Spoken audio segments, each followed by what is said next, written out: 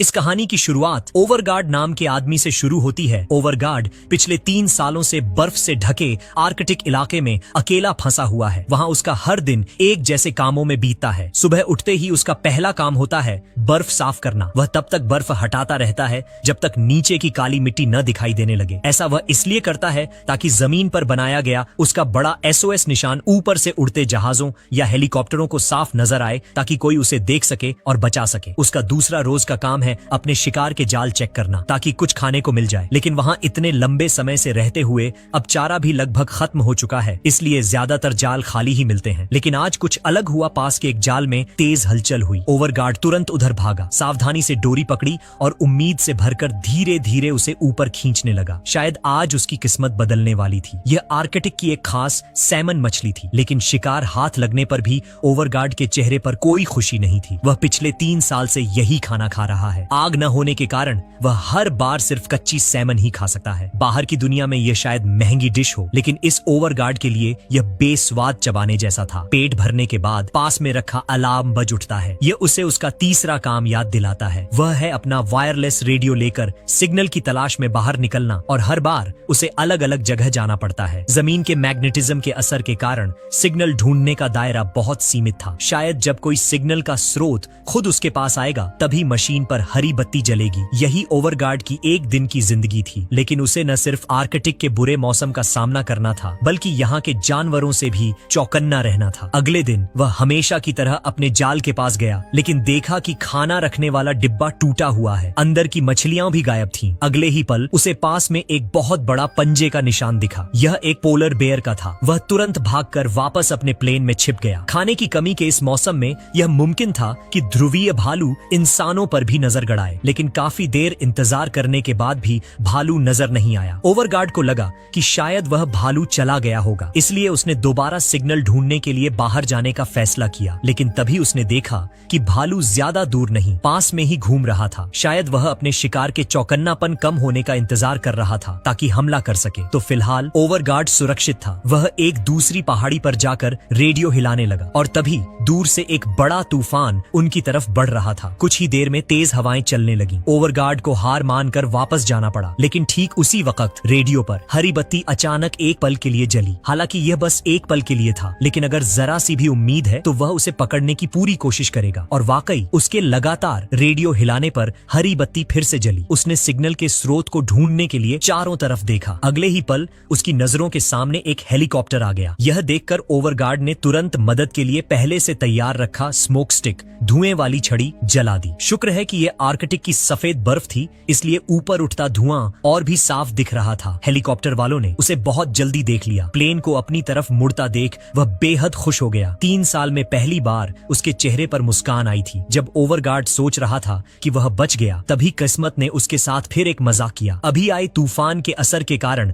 Helicopter 1 inch भी आगे नहीं बढ़ पा रहा था। फिर वह बुरी तरह हिलने लगा और बेकाबू होकर दूसरी दिशा में उड़ गया। ओवरगार्ड को लगा कि शायद वे उसे बचाना नहीं चाहते, लेकिन अगले ही पल वह सीधे जमीन से जा टकराया। उसने कभी नहीं सोचा था कि इतने मुश्किल से मिला बचने का मौका ऐसे हादसे में बदल जाएगा। लेकिन यह दुखी होने का वक्त नहीं था। लोगों को बचाना ज्यादा जरूरी था। ओवरगार्ड तेजी से हादसे की जगह पर पहुंचा। जब तक उसने पायलट को बाहर निकाला, उसकी सांसें बंद हो चुकी थीं। किस्मत से को पायलट की सीट पर बैठी महिला जिंदा थी, लेकिन उसके पेट पर एक लंबा गहरा घाव हो गया था। हालांकि चोट किसी अहम अंग पर नहीं लगी थी, लेकिन अगर तुरंत इलाज नहीं मिला तो वह इन्फेक्शन से मर सकती थी। ओवरगार्ड ने जल्दी से प्लेन में जरूरी दवाइयां ढूंढनी शुरू कर दी। किस्मत से उसे एक फर्स्ट एड बॉक्स मिल गया, लेकिन उसमें मौजूद चीजों से वह सिर्फ घाव पर टांके लगा सकता था। पूरी तरह ठीक होने के लिए उसे अस्पताल ले जाना जरूरी था, पर यह तो वीरान आर्कटिक था। यहाँ अस्पताल कहाँ से होता। महिला अब भी बेहोश थी। उसकी धड़कन महसूस करके ओवरगार्ड ने राहत की सांस ली। उसने प्लेन में दोबारा काम की चीजें ढूंढनी शुरू की। उसकी किस्मत अच्छी थी। उसे 2 टॉर्च और एक नक्शा मिला। ये बहुत काम की चीज थी। नक्शे की मदद से शायद वह रिसर्च स्टेशन ढूंढ सकता था। और ज्यादा खुशकिस्मती की बात यह थी कि उसे नूडल्स का एक पैकेट मिला। इस ओवरगार्ड के लिए यह किसी लजीज खाने से कम नहीं था। उसने पैकेट खोला और बिना सोचे एक टुकड़ा मुंह में डाल लिया और उस इंस्टेंट नूडल की खुशबू को महसूस करने लगा। खाने के बाद भी वह कुछ देर उस स्वाद को याद करता रहा। इस लजीज खाने का मजा लेने के बाद उसने पहले महिला को वापस अपने ठिकाने ले जाने का फैसला किया। जाते जाते वह प्लेन पर मदद का संदेश छोड़ना नहीं भूला। अपने ठिकाने प्लेन के मलबे पर लौटकर उसने महिला को अपने बिस्तर पर लिटा दिया। पहले जब वह अकेला था तो जैसे तैसे गुजारा कर रहा था, अब एक और जख्मी महिला के आ जाने से जिंदगी और मुश्किल हो गई थी। लेकिन ओवरगार्ड जरा भी नहीं हिचकिचाया। उसने मन में ठान लिया कि जब तक उसके पास खाने को एक निवाला भी है, वह उस महिला की देखभाल जरूर करेगा। शायद उसकी अच्छाई का फल मिला। आज ओवरगार्ड ने एक साथ 3 मछलियां पकड़ ली। इस बार भालू से बचाने के लिए उसने मछलियों को एक लोहे के बक्से में रखा। इसके बाद ओवरगार्ड फिर से क्रैश वाली जगह पर गया। पहले उसने मृत पायलट को दफनाया, फिर काम की चीजें ढूंढने लगा। इस बार उसके हाथ एक और खजाना लगा, एक छोटा पोर्टेबल गैस स्टोव और एक लाइटर। ओवरगार्ड बहुत खुश था। उसने महीनों बाद पहली बार आग देखी थी, लेकिन असली खुशी तो अभी बाकी थी। अगली सुबह ओवरगार्ड मछली पकड़ने वाली जगह गया और यह देखकर हैरान रह गया कि उसके जाल में एक बहुत बड़ी आर्कटिक ट्राउट फंसी है। वह खुशी से चिल्ला पड़ा। फिर उसने जल्दी से उस मछली से गर्मा गर्म नूडल सूप बनाया। उसने चाकू से मछली का एक गर्म टुकड़ा उठाया और मुंह में रखकर उसका स्वाद लेने लगा। यह महीनों में खाई हुई सबसे स्वादिष्ट चीज थी। ओवरगार्ड ने खुद को पूरा खाने से रोका और फिर ध्यान से महिला को खिलाने लगा, लेकिन कमजोर महिला ने सिर्फ एक छोटा टुकड़ा खाया और फिर मुंह बंद कर लिया। ओवरगार्ड ने महिला को दिलासा देते हुए कहा, वे लोग तुम्हें जरूर ढूंढ रहे होंगे, चिंता मत करो, वे कल आ जाएंगे या शायद परसों। फिक्र मत करो, ठीक है। लेकिन कई हफ्ते बीत गए, मदद का कोई नामो निशान नहीं था और बुरा यह हुआ कि जख्म साफ करने की दवा भी खत्म हो गई। महिला की हालत सुधरने के बजाय उसे तेज बुखार आ गया। लगता था जख्म पक गया था। अगर उसे इलाज नहीं मिला तो वह ज्यादा दिन नहीं बच पाएगी। ओवरगार्ड उलझन में था। वह यहीं रहकर मदद का इंतजार करना चाहता था, लेकिन वह महिला को अपनी आंखों के सामने मरते हुए भी नहीं देख सकता था। इसलिए ओवरगार्ड ने एक हिम्मत भरा फैसला किया। ओवरगार्ड ने पहले अपने प्लेन के टूटे हुए पंखों को उखाड़ा, फिर केबिन से स्टील के तार निकाले और उन्हें मोड़कर मछली पकड़ने के और हुक बनाए ताकि ज्यादा मछलियां पकड़ सके। उसने पकड़ी हुई सारी मछलियां एक बैग में भरी। फिर वह क्रैश वाली जगह गया और हेलीकॉप्टर से स्लेज, बर्फ पर घिसटने वाली गाड़ी खींच लाया। वह महिला को इलाज के लिए रेस्क्यू स्टेशन ले जाएगा। हालांकि स्टेशन यहाँ से बहुत दूर था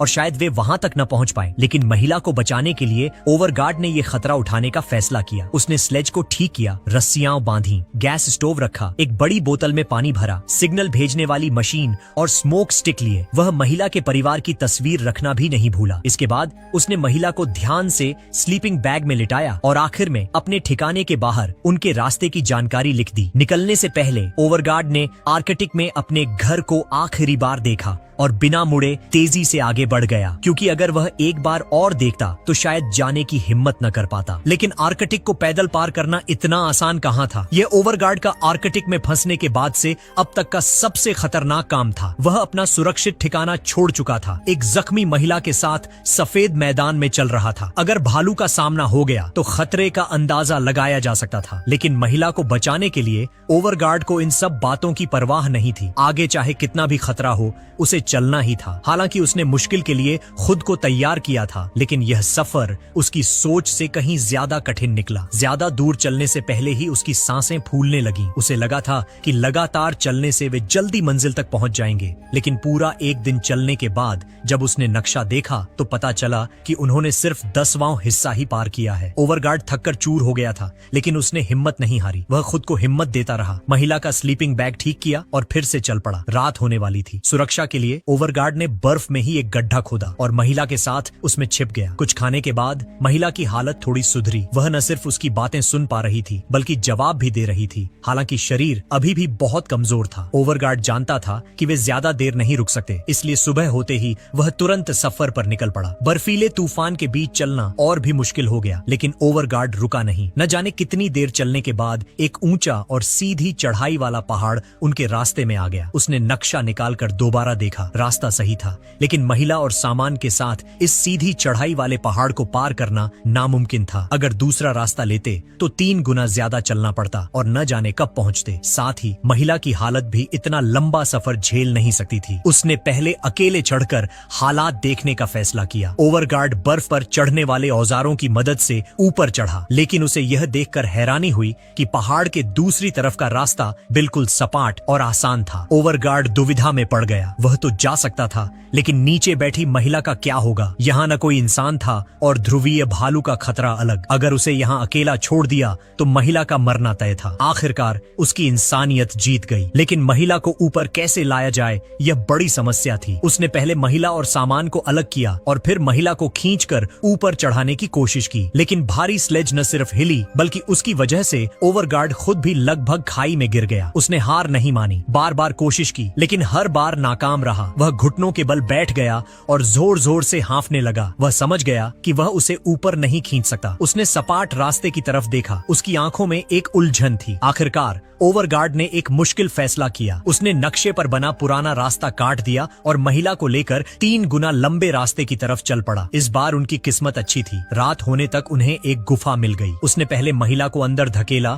और फिर बर्फ के बड़े टुकड़े से गुफा का मुंह बंद कर दिया। उस रात उन्होंने वहीं आराम किया, लेकिन उन्हें नहीं पता था कि एक बड़ा खतरा उनकी तरफ बढ़ रहा है। एक ध्रुवीय भालू गुफा के मुंह के बाहर था। शायद वे अनजाने में भालू की गुफा में घुस आए थे। अब भालू गुफा के मुंह पर खड़ा था। भागने की कोई जगह नहीं थी और वह गुफा का मुंह चौड़ा करने की कोशिश कर रहा था। अंदर आना बस कुछ वक्त की बात थी। ओवरगार्ड बुरी तरह डर गया। अगर भालू अंदर आ गया तो वे दोनों मारे जाएंगे। जिंदगी और मौत के इस पल में ओवरगार्ड ने सिग्नल वाली मशाल जलाई, जोर से चिल्लाया और भालू की तरफ दौड़ पड़ा। भालू ने ऐसी चीज पहले कभी नहीं देखी थी। वह डर कर भाग गया। अगली सुबह ओवरगार्ड ने हिम्मत जुटाकर गुफा से बाहर देखा। चारों तरफ देखने के बाद जब उसे तसल्ली हो गई कि कोई खतरा नहीं है, तब वह महिला को लेकर आगे बढ़ा। लेकिन मुसीबतें खत्म नहीं हुई थीं। कुछ दूर चलते ही वे फिर से एक बर्फीले तूफान में फंस गए। हार्ड कंपा देने वाली ठंडी हवा ओवरगार्ड के शरीर की गर्मी छीन रही थी। वह छिपने के लिए कोई जगह ढूंढना चाहता था, लेकिन चारों तरफ हवा रोकने के लिए कोई दीवार नहीं थी और बदकिस्मती से यह रास्ता पहाड़ की उस तरफ था जहां हवा सीधी टकरा रही थी। बचने का कोई रास्ता नहीं था। ओवरगार्ड की हालत बिगड़ रही थी। जिंदा रहने के लिए उसने जल्दी से स्लेज को उल्टा किया। उसमें डंडे फंसाकर हवा रोकने वाली एक ढाल बनाई और फिर स्लीपिंग बैग में घुसकर किस्मत के फैसले का इंतजार करने लगा। न जाने कितना वक्त बीता। जब ओवरगार्ड की आंख खुली तो तूफान रुक चुका था। उसने पानी पीने के लिए बोतल उठाई, लेकिन यह देखकर चौंक गया कि ठंड के मारे बोतल जम गई थी और खुल नहीं रही थी। उसने बोतल को अपने कपड़ों में घुसा लिया ताकि शरीर की गर्मी से बर्फ पिघल जाए, लेकिन इससे भी बुरा यह हुआ कि इतनी देर तक एक ही जगह रहने से उसकी उंगलियां ठंड से अकड़ गई थीं, फ्रॉस्ट बाइट, और सीधी नहीं हो पा रही थीं। ओवरगार्ड के पास इसका कोई इलाज नहीं था। वह सिर्फ दांत भींचकर अपनी सांसों से हाथों को गर्मी देने की कोशिश कर सकता था। इसके बावजूद ओवरगार्ड ने हिम्मत नहीं हारी। वह दर्द सहते हुए आगे बढ़ता रहा। ऐसे ही न जाने कितनी देर और चलने के बाद जब वह आराम करने के लिए रुका